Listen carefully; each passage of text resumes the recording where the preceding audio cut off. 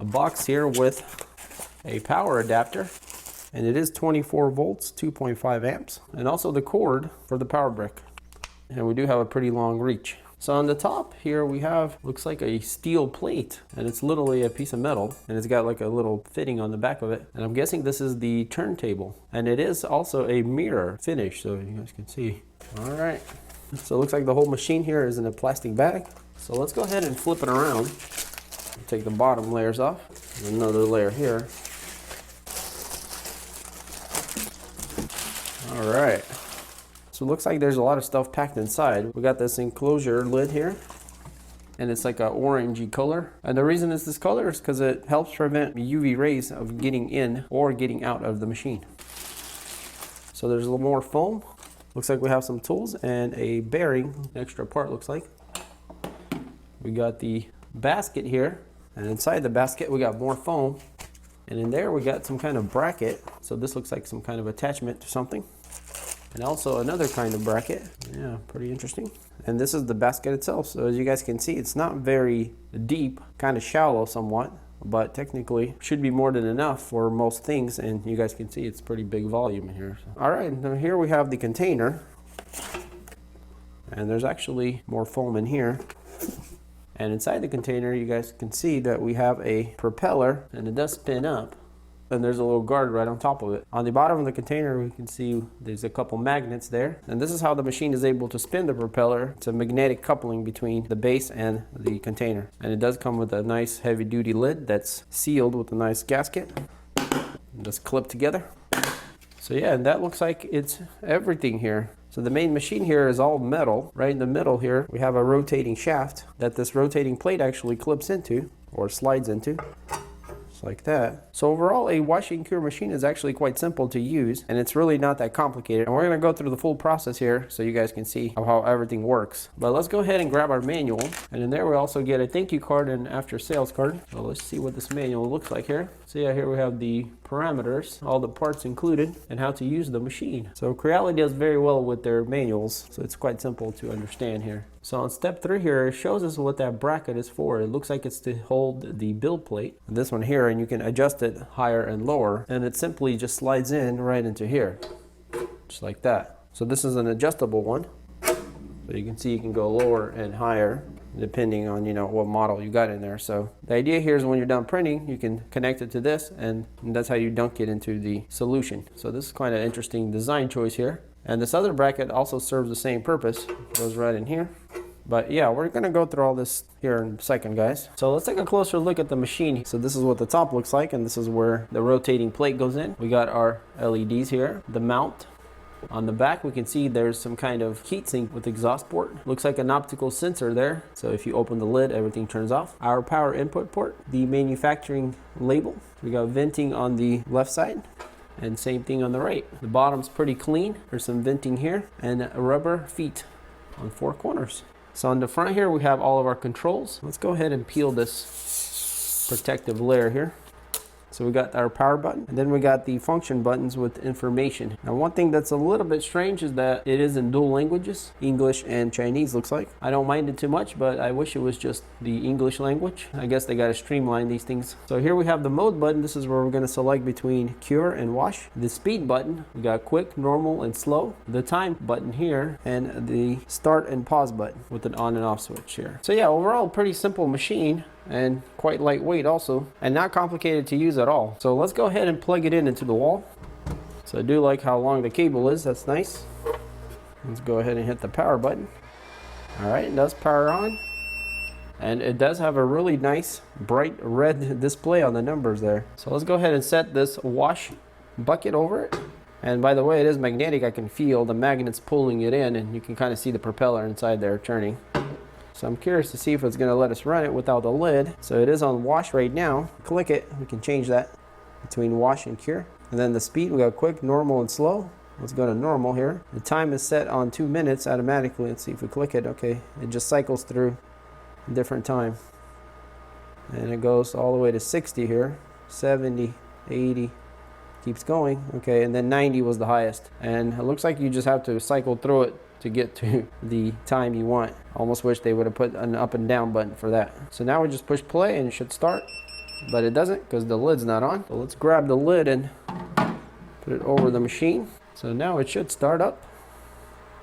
And sure enough, there it goes. And I don't know if you guys can see, but the propeller is spinning up or spun up in there. Let's see if we can change this on the fly. Yeah, okay, you can. So it's slowing down. It's actually quite slow at the slow rate, and then quick.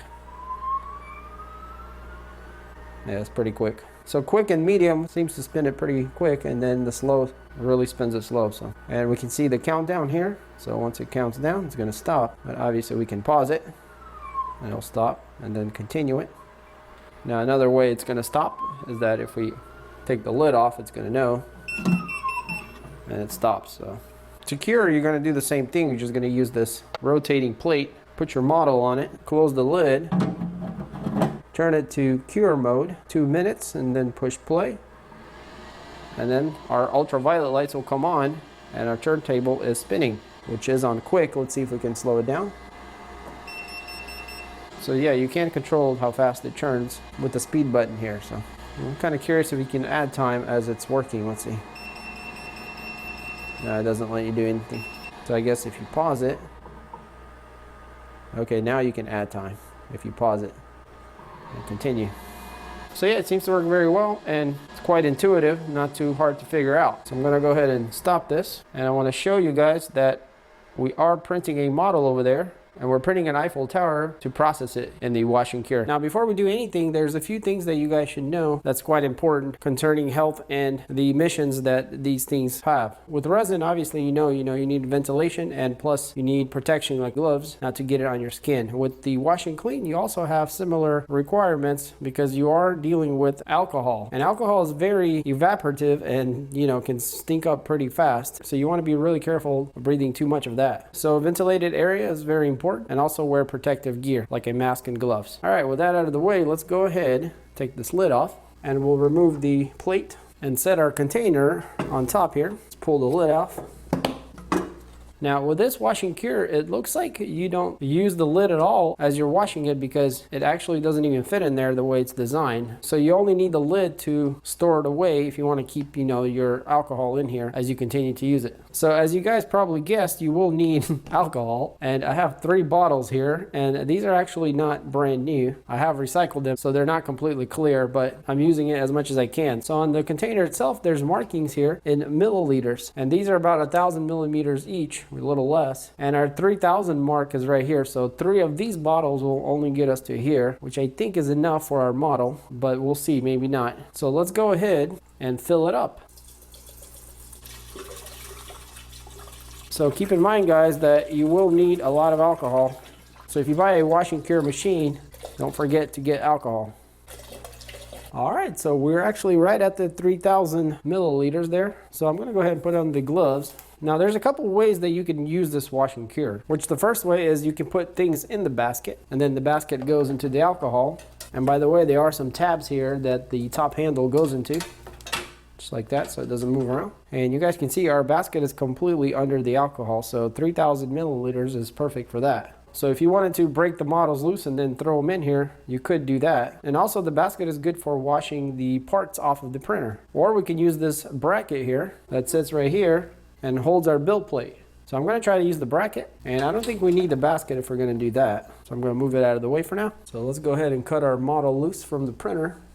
Slide the plate out. So it looks like they're expecting you to use this knob here from the printer to actually connect to the bracket, which would have been nice if they included an extra knob. Now technically you don't even have to tighten it, it seems to sit there either way. But so now we can adjust this thing and tighten it up when we get the right elevation.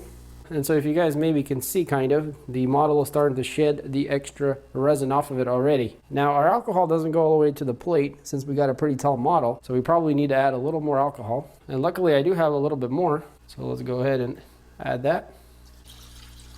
All right, and that covers our build plate really good. So it's gonna get washed at the same time with the model. So let's go ahead and start it up. I'm gonna go to wash, and we'll do normal for 5 minutes, I think should be plenty, and push start. Okay, and it doesn't start, and that's because we need our lid. So let's push start now, and there it goes. So it's twirling the alcohol around in there and dissolving it from the model. So now we just need to wait 4 more minutes and it will be done. Okay guys, so at the 4-minute mark, it actually reversed its orientation. It stopped and went the other way. So every minute it changes direction of which way it spins. All right, and it is finished.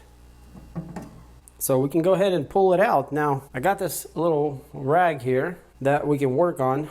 So let's pull it up. I'll let the alcohol drain a bit. We can go ahead and take the whole container off, put our lid back on. And now we have a whole tub of alcohol that's ready to use for the next time around. And you can keep cleaning models in here, you know, until it gets to the point where it's too cloudy and, you know, too diluted. And usually you can process about 30 to 50 models depending on what kind and how much, you know, resin goes into it, the alcohol. But yeah, it's pretty economical overall. And as you guys see, it makes life really easy. All right, so our next stage is curing. We're going to put the rotating plate back on. Then we're going to grab our model, overall pretty dry. And we're going to set it on the plate, put our lid on, change it to cure, and we'll set the timer to 10 minutes and the rotation to slow, since we don't want it to really rotate fast, and we'll start it. And there we go. And as you guys can see, even at slow, it still rotates pretty quick. So the UV lights there in the back are curing the model, and the mirror on the plate, you know, is bouncing the light everywhere so it can cure it, you know, from every direction. So the fans do kick up when it's in UV mode, so it is a little bit louder, but it's not bad. So yeah, now we just gotta wait till it cures, and that'll be the whole process of this wash and cure. And as you guys saw there, it's not very complicated, quite simple to use. Overall, quite intuitive. Just keep in consideration the safety, and this makes resin printing a lot more enjoyable. And it's quite remarkable what a wash and cure does to a model compared to not having it. All right. So the model should be pretty dry now. Yeah, it feels completely dry and looks dry. So yeah, it looks like it did a really good job in curing it. So to conclude, if you are doing resin printing and you don't have a cured wash, you're really missing out on the full experience, not only print quality, but also the ease of use